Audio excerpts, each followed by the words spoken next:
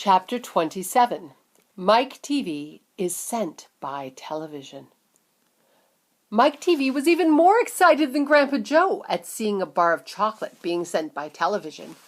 "But, Mr. Wonka," he shouted, "can you send other things through the air in the same way? Like breakfast cereal, for instance?" "Oh, my sainted aunt," cried Mr. Wonka. "Don't mention that disgusting stuff in front of me. Do you know what breakfast cereal is made of? It's made of all those little curly wooden shavings you find in pencil sharpeners." "But could you send it by television if you wanted to, as you do chocolate?" asked Mike TV. "Well, of course I could." "And what about people?" asked Mike TV. "Could you send a real live person from one place to another in the same way?" "A person?" cried Mr. Wonka. "Are you off your rocker?" "But could it be done?" "Good heavens, child! I really don't know. Well, I suppose it could. Yes, I'm pretty sure it could. Of course it could. But I wouldn't like to risk it, though. Of course, it might have some very nasty results." But Mike TV was already off and running. The moment he heard Mr. Wonka saying, "I'm pretty sure it could. Of course it could," he turned away and started running as fast as he could toward the other end of the room where the great camera was standing. "Look at me!" he shouted as he ran. "I'm going to be the first person in the world to be sent by television." "No, no, no, no, no!" cried Mr. TV. "Mike!" screamed Mrs. TV. "Stop! Come back! You'll be turned into a million tiny pieces!" But there was no stopping Mike TV now. The crazy boy rushed on, and when he reached the enormous camera, he jumped straight for the switch, scattering Oompa Loompas right and left as he went. "See you later, alligator!" he shouted, and he pulled down the switch, and as he did so, he leaped and ran into the full glare of the mighty lens. Pow! There was a blinding flash. And then there was silence. And then Mrs. TV ran forward, but she stopped in the middle of the room, and she stood staring at the place where her son had been, and her great red mouth opened wide, and she screamed, "He's gone! He's gone!" "Great heavens, he's gone!" shouted Mr. TV. Mr. Wonka hurried forward and placed a hand gently on Mrs. TV's shoulder. "Well, we shall all have to hope for the best," he said. "We must pray that your little boy will come out unharmed at the other end." "Mike!" screamed Mrs. TV, clasping her head in her hands. "Where are you?" "I'll tell you where he is," said Mr. TV. "He's whizzing around above our heads in a million tiny pieces." "Ah, don't talk about it," wailed Mrs. TV. "We must watch the television set," said Mr. Wonka. "He may come through at any moment." Mr. and Mrs. TV and Grandpa Joe and little Charlie and Mr. Wonka all gathered around the television and stared tensely at the screen. The screen was quite blank. "Oh, he's taking a long time to come across," said Mr. TV, wiping his brow. "Oh dear, oh dear," said Mr. Wonka. "I do hope that no part of him gets left behind." "What on earth do you mean?" asked Mr. TV sharply. "Oh, well, I don't wish to alarm you," said Mr. Wonka. "But it does sometimes happen that only about half the little tiny pieces find their way into the television set. It happened last week. I don't know why, but the result that only half of a bar of chocolate came through."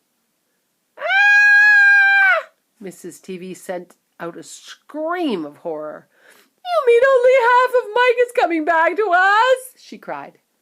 "Let's hope it's the top half," said Mr. TV. "Hold everything," said Mr. Wonka. "Watch the screen. Something's happening." The screen had suddenly begun to flicker, and then some wavy lines appeared, and Mr. Wonka adjusted one of the knobs, and the wavy lines went away. And now, very slowly, the screen began to get brighter and brighter.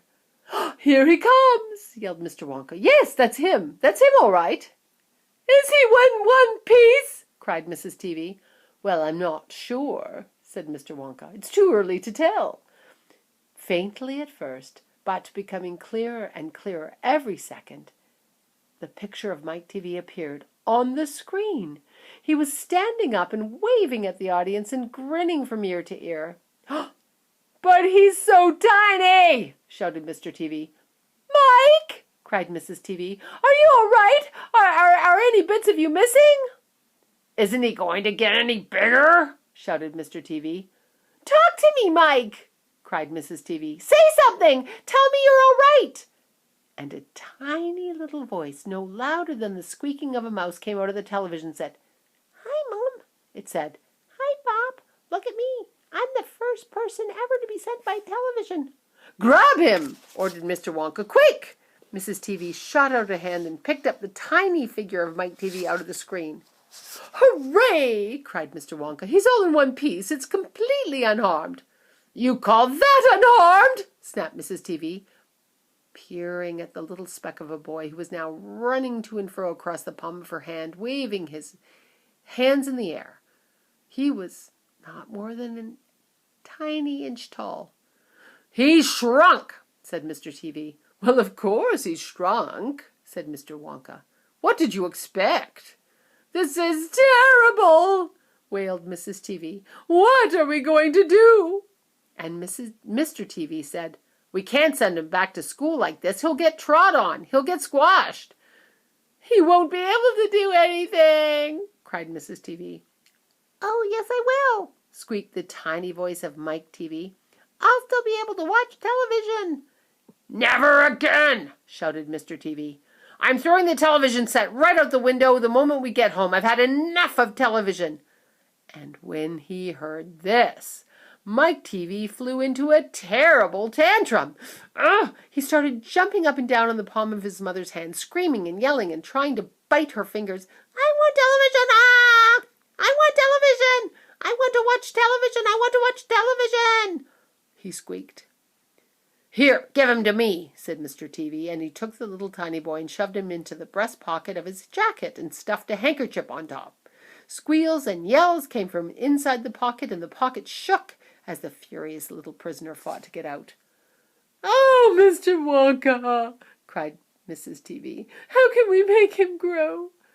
Well, said Mr. Wonka, stroking his beard and gazing thoughtfully at the ceiling, well, I must say that's a wee bit tricky. But small boys are extremely springy and elastic. They stretch like mad. So what we'll do, we'll put him in a special machine I have for testing the stretchiness of chewing gum. Maybe that'll bring him back to what he was. Oh, thank you, said Mrs. TV. Don't mention it, dear lady. How far do you think he'll stretch? Asked Mr. TV. Maybe miles, said Mr. Wonka. Who knows? But he's going to be awfully thin. Everything gets thinner when you stretch it. You mean like chewing gum? Asked Mr. TV. Exactly. How thin will he be? They asked nervously. Well, I haven't the foggiest idea, said Mr. Wonka. And it really doesn't matter anyway, because, well, we'll soon get him bigger again. All we have to do is give him a triple overdose of my wonderful super vitamin candy. Super vitamin candy contains huge amounts of vitamin A and vitamin B, and it also contains vitamin C, vitamin D, vitamin E, vitamin F, vitamin G, vitamin I, vitamin J, vitamin K, vitamin L, vitamin M, vitamin N, vitamin O, vitamin P, vitamin Q, vitamin R, vitamin T, vitamin U, vitamin V, vitamin W, vitamin X, vitamin Y, and, believe it or not, vitamin Z. Z. The only two vitamins it doesn't have in it are vitamin S, because that makes you sick, and vitamin H, because that makes you grow horns out the top of your head, like a bull. But it does have in it the very small amount of the rarest and most magic vitamin of them all, vitamin Wonka. And what will that do to him? Asked Mr. TV. Well, it'll make his toes grow until they're long as his fingers. Ah, no, cried Mrs. TV. Don't be silly, said Mr. Wonka.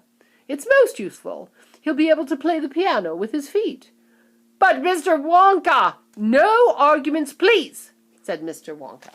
He turned away and clicked his fingers 3 times into the air, and the Oompa Loompas immediately appeared and stood beside him. Follow these orders, said Mr. Wonka, handing the Oompa Loompas a piece of paper on which he had written instructions. and you'll find the boy in his father's pocket. Off you go. Goodbye, Mr. TV. Goodbye, Mrs. TV. And please don't look so worried. They'll all come out in the wash, you know, every one of them." At the end of the room, the Oompa Loompas around the giant camera were already beating their tiny drums and beginning to jog up and down to the rhythm. "There they go again," said Mr. Wonka. "I'm afraid you can't stop them singing." Little Charlie caught Grandpa Joe's hand, and the two of them stood beside Mr. Wonka in the middle of the long, bright room, listening to the Oompa Loompas. And this is what they sang.